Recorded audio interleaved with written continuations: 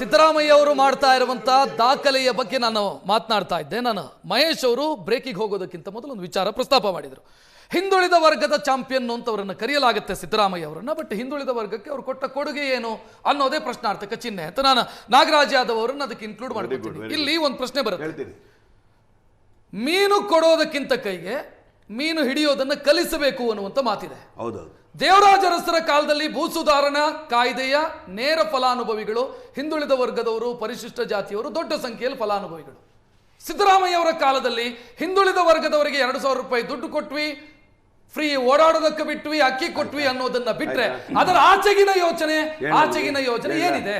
ರಕ್ಷಿತ್, ಎಂತ ತಪ್ಪು ಮಾಡ್ತಾ ಇದ್ರಿ ಅಂದ್ರೆ 2,000 ಕೊಟ್ಟಿದ್ದು ಕೇವಲ ಹಿಂದುಳಿದ ವರ್ಗದವರಲ್ಲ. ಎಲ್ರಿಗೂ ಅದಕ್ಕೆ ನೀವು ಹೇಳುವಾಗ ಹೇಳಿದ್ರಿ ಹಿಂದುಳಿದವರು 2,000 ರೂಪಾಯಿ ಕೊಟ್ಟಿಲ್ಲ. ಭೂ ಸುಧಾರಣೆ ಕಾಯ್ದೆ ಅಲ್ಲಿಗೂ ಬರ್ತೀನಿ ಕೇಳಿ. ಅದೆಲ್ಲ ಕಾಂಗ್ರೆಸ್ ಮುಖ್ಯಮಂತ್ರಿಗಳೇ ರೀ, ಅದು ನಮ್ಮದೇ ಹೆಮ್ಮೆ, ನಮ್ಮದೇ ಗರಿಮೆ, ಇವ್ರದ್ದೇನಿಲ್ಲ. ಕೇಳ್ಕೊಳ್ಳಿ, ಅನ್ನಭಾಗ್ಯ ಇರಲಿ, ಶಕ್ತಿ ಇರಲಿ, 2,000 ರೂಪಾಯಿಗಳು ಗೃಹಲಕ್ಷ್ಮಿ ಇರಲಿ, ಗೃಹ ಜ್ಯೋತಿ ಇರಲಿ, ಇವನಿದೆ ಇರಲಿ, ಯಾವುದೇ ಜಾತಿ ಆಧಾರಿತವಾಗಿ ಕೊಡಲಿಲ್ಲ. ಇವಾಗ ಸಮಗ್ರವಾಗಿ ಮೇಲೆತ್ತುವಂತ ಕೆಲಸಗಳಾಗಿಲ್ಲ ಅಂತ ಹೇಳಿದ್ದವರು. ಸಮಗ್ರವಾಗಿ ನೋಡಿ, ಒಂದು ಹೇಳ್ತೀನಿ ಕೇಳಿ. ಪರ್ ಕ್ಯಾಪಿಟಾ ಕರ್ನಾಟಕದ ಎಷ್ಟಿದೆ? ಹೈಯೆಸ್ಟ್ ಇದೆ ಗೊತ್ತಾ ನಿಮಗೆ? ಹೆಂಗೆ ಬಂತದು? ಆರ್ಥಿಕ ನೀತಿಗಳು ಸರಿ ಇದ್ದರೆ ಮಾತ್ರನೇ, ಕಾರ್ಯಕ್ರಮಗಳು ಸರಿಯಿದ್ರೆ ಮಾತ್ರನೇ ಪರ್ ಕ್ಯಾಪಿಟಾ ವಿಲ್ ಇನ್ಕ್ರೀಸ್. UPದು, ಬಿಹಾರದ what is the per capita ಹೇಳಿ ಕೇಳಿ. UP ಅವರು 3 ಸಲ ಅಧಿಕಾರ ಮಾಡಿದ್ರು, ಹೇಳಿ ಕೇಳಿ ನೋಡೋಣ. ನಾಚಿಕೆ ಆಗಬೇಕು, ನಂಬರ್ ಇಲ್ಲ ಅವ್ರ ಹತ್ರ. ಕೇಳ್ಕೊಂಡು ಇನ್ಕಮ್ ಲೆಕ್ಕ ಹಾಕುವಂತ ಮೆಥಡ್ ಇದೆಯಲ್ಲ, ಅದು ನಿಮಗೂ ಗೊತ್ತು, ನನಗೂ ಗೊತ್ತು. ನೀವು ನನ್ನ ಫ್ಲೋನ ಇಲ್ಲ, ಒಂದು ನಿಮಿಷ. ಇವರು ಆವಾಗಲೇ ಪ್ರಿನ್ಸಿಪಲ್ ಅಗ್ರಿಮೆಂಟ್ ಆಗಿದೆ, ಸುಮ್ಮನೆ ಇರಬೇಕಾಗ್ತದೆ. ನಾನು ಹೇಳ್ತಾ ಇದ್ದೀನಿ, 4,09,000 ಕೊಟ್ಟರೆ ಬಜೆಟ್ನ ಕೊಟ್ಟಿರ್ತಕ್ಕಂಥದ್ರಲ್ಲಿ ಎಲ್ಲ ವರ್ಗಗಳೇ ಕಾರ್ಯಕ್ರಮವನ್ನು ಕೊಟ್ಟಿದ್ದಾರೆ. ಹಿಂದುಳಿದ ವರ್ಗಗಳು ಮಾತಾಡಿದರು. ನನ್ನ ಪ್ರಶ್ನೆಗೆ ಇದು ಉತ್ತರ ಅಲ್ಲ. ನಾನು 7 ವರ್ಷದ ಸಮಗ್ರ ಕೇಳಿದೆ. 7 ವರ್ಷದ ಅಧಿಕಾರದ ಅವಧಿಯಲ್ಲಿ ಹಿಂದುಳಿದ ವರ್ಗವನ್ನ ಸಮಗ್ರವಾಗಿ ಮೇಲೆತ್ತುವಂತ ಯಾವ ಕಾರ್ಯಕ್ರಮ ಮಾಡಿದ್ರು? ಒಂದು ಕ್ರಾಂತಿಕಾರಿಕ ಯೋಜನೆಯನ್ನು ಮಾಡಿದ್ರಪ್ಪ. ಈಗ 165 ಕೊಟ್ಬಿಟ್ಟು ಕಾಂತರಾಜ್ ವರದಿನ ನಾವು ತರಲೇಬೇಕಂತ ಮಾಡಿದ್ದು. ಯಾರ ಪರಿಕಲ್ಪನೆ ಅದು? ಯಾರ ಪರಿಕಲ್ಪನೆ ಹೇಳಿ ನೋಡೋಣ? BJP ಅವ್ರದಾ, ದಳದವ್ರದಾ? ಅದು ವಿರೋಧ. BJP ಅವರು ಬಿಹಾರದಲ್ಲಿ ಮಾಡಿದ್ದಾರೆ ಅದನ್ನು. ಸರ್, ಈಗ ನಾವು ಕರ್ನಾಟಕದ ಸರ್ ದಯವಿಟ್ಟು ಕರ್ನಾಟಕದ ಬಗ್ಗೆ ಮಾತಾಡೋಣ ಸರ್. ಕರ್ನಾಟಕದ ಮುಖ್ಯಮಂತ್ರಿ ಬಗ್ಗೆ ಮಾತಾಡೋಣ ಸರ್. ಬೇಕಾದ್ರೆ ಅವ್ರಿಗೆ ತಾಕತ್ತಿದ್ರೆ ಅವರ ಮುಖ್ಯಮಂತ್ರಿಗಳನ್ನ ನಮ್ಮ ಕಂಪೇರ್ ಮಾಡಿ ಮಾತಾಡ್ಲಿಕ್ಕೆ ಹೇಳಿ ಸರ್. ನನ್ನ ಪ್ರಶ್ನೆಗೆ ಉತ್ತರ ಕೊಡಿ. ಸಮಗ್ರ ಯೋಜನೆ ನೋಡಿ, ಒಂದು ಅವರಿಗೆ ಸಾಮಾಜಿಕ ನ್ಯಾಯದ ಪರಿಕಲ್ಪನೆಯಲ್ಲಿ ಅವರಿಗೆ ಉದ್ಯೋಗ ಅವಕಾಶಗಳಿರ್ಬೋದು, ಶಿಕ್ಷಣದ ಅವಕಾಶಗಳಿರ್ಬೋದು, ಮೀಸಲಾತಿಗಿರ್ಬೋದು, ಎಲ್ಲವನ್ನೂ ಕೊಟ್ಟಂತ ಕೆಲಸ ಮಾಡಿದ್ದು ಸಿದ್ದರಾಮಯ್ಯನವರು 7 ವರ್ಷ. ಮೀಸಲಾತಿ ಸಿದ್ದರಾಮಯ್ಯ ಕೊಟ್ಟಿರೋದು. ಕೇಳ್ಕೊಳ್ಳಿ ಸರ್, ಏನಂತ ಕೇಳ್ಕೊಳ್ಳಿ ಸರ್, ಅದನ್ನ ಹೇಳ್ತಾ ಇದೆ, ಕೇಳ್ಕೊಳ್ಳಿ ಸರ್. ಅದ್ರ ಜೊತೆಗೆ ಇವತ್ತಿನ ದಿವಸ ನಾವು ಕಾಂತರಾಜ್ ಅವರದೇ ಮಧುಸೂದನ್ ನಾಯಕನ ವರದಿನ ರೆಡಿ ಮಾಡ್ತಾ ಇರ್ತಕ್ಕಂಥ ಸಿದ್ದರಾಮಯ್ಯರ ಪರಿಕಲ್ಪನೆ, ಅವರ ಫ್ಲಾಗ್ಶಿಪ್ ಪ್ರೋಗ್ರಾಮಲ್ಲಿ ಒಂದಾಗಿರ್ತಕ್ಕಂಥದ್ದು ಹೇಳ್ತೀನಿ. ಈ ಹಿಂದುಳಿದ ವರ್ಗದವ್ರಿಗೆ ಹೇಳ್ತೀನಿ, ಕಾಂಟ್ರಾಕ್ಟ್ಗಳೆಲ್ಲ ಮೀಸಲಾತಿ ಕೊಟ್ಟಿದ್ದು ಯಾರು ಸರ್? ಹಿಂದುಳಿದವರು ಕೂಡ ಉದ್ಯಮಗಳನ್ನ ಮಾಡಬೇಕು, ಬಿಸ್ನೆಸ್ಗಳಾಗಬೇಕು, ಕಾಂಟ್ರಾಕ್ಟರ್ಗಳಾಗಬೇಕು, ಬೆಳಿಬೇಕು ಅಂತಿಲ್ಲ, ಆರ್ಥಿಕ ಸಬಲೀಕರಣ ಮಾಡಬೇಕು. ಇದು ನೋಡಿ, ಇದು ನ್ಯಾಯ ಇರಬೇಕು.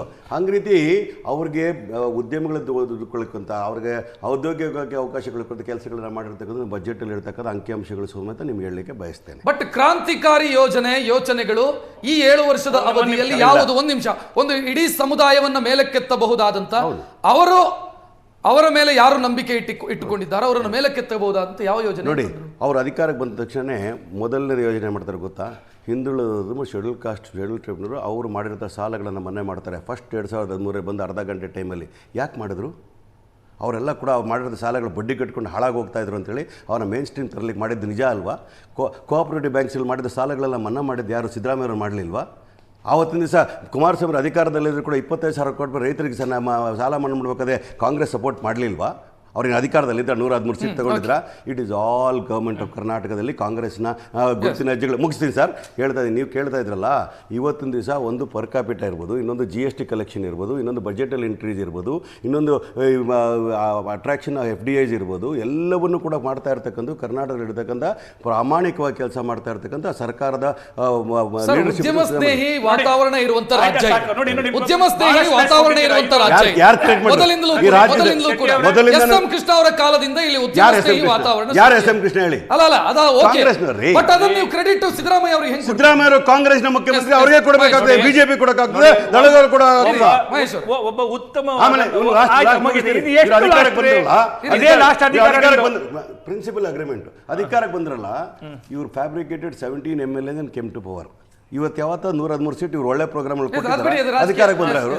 ನೋಡಿ, ಒಬ್ಬ ಉತ್ತಮವಾದಂಥ ಮುಖ್ಯಮಂತ್ರಿ ಜನ ಯಾವಾಗಲೂ ಯಾಕೆ ನೆನೆಸ್ಕೊಳ್ತಾರೆ ಅಂತ ಆದರೆ ಅವರು ಏನು ಮಾಡಿದ್ರು ಅಂತಕ್ಕಂಥದ್ದು, ಅವರ ಸಾಧನೆ ಹೇಗೆ ಮಾಡಿದ್ರು, ನೆನೆಸ್ಕೊಂಡು ಸರ್ವ ಎಲ್ಲಿ 140 ಇದು ಸೀಟ್ಗಳನ್ನ ಕೊಡ್ತಾರೆ. gentleman agreement. ಅವ್ರಿಗೆ ಅವಕಾಶ ಸಿಕ್ಕಿದೆ, ಅವ್ರು ಕೊಡ್ತಾರೆ. Gentleman ಇದು agreement.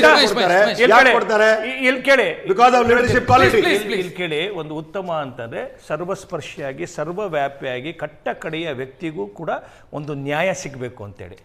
ಈ 7 ವರ್ಷ 240 ದಿನದ ಆಡಳಿತ ಸಿದ್ದರಾಮಯ್ಯನವರು ಏನು ಮಾಡಿದ್ದಾರೆ, ಈ ನ್ಯಾಯವನ್ನು ಒದಗಿಸ್ತಕ್ಕಂಥ ಕೆಲಸ ಮಾಡಲಿಲ್ಲ. ಮಾಡಲಿಲ್ಲ, ಹೆಂಗ ಅಧಿಕಾರಕ್ಕೆ ಬಂದ ನಾವು?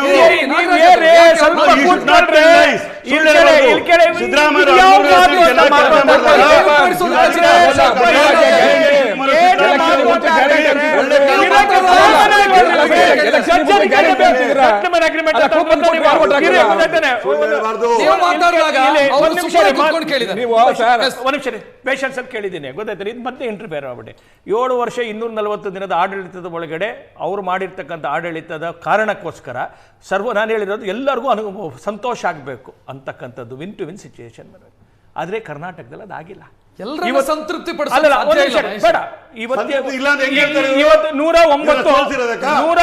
ಹಿಂದುಳಿದ ವರ್ಗದ ಜಾತಿಗಳಿದ್ದಾವೆ. 109 ಹಿಂದುಳಿದ ವರ್ಗ ಜಾತಿ, ಅವರೆಲ್ಲರೂ ಕೂಡ ಪಾಪ ನಮ್ಮ ನಾಯಕ ಅಂತ ಭಾವಿಸಿ ಪಾಪ ಇವರಿಗೆ ಓಟ್ ಕೊಟ್ಟರು. ಆದರೆ ಅವ್ರು ಇಡೀ ಕಾಲಾವಧಿ ಒಳಗಡೆ 7 ವರ್ಷ 240 ದಿನನೂ ಕೂಡ ಅವ್ರು ಒಂದು ಸಮುದಾಯಕ್ಕೆ ಮಾಡ್ಕೊಂಡ್ರು. ಇನ್ನು 108 ಹಿಂದುಳಿದ ಜಾತಿ, ಒಂದು ಸಮುದಾಯ ಅಂದ್ರೆ ಕುರುಬರಿಗೆ ಮಾಡಿದ್ರು ಅಂತ ಹೇಳ್ದ ನೀವು. ಒಂದೇ ಸಮುದಾಯಕ್ಕೆ ಮಾಡಿರ್ತಕ್ಕಂಥ 108 ಅದರ್ ಕಮ್ಯುನಿಟೀಸ್ಗಳಿಗೆ 108 ಅದರ್ ಕಮ್ಯುನಿಟೀಸ್ಗಳಿಗೆ ಚೊಂಬಿಟ್ರು.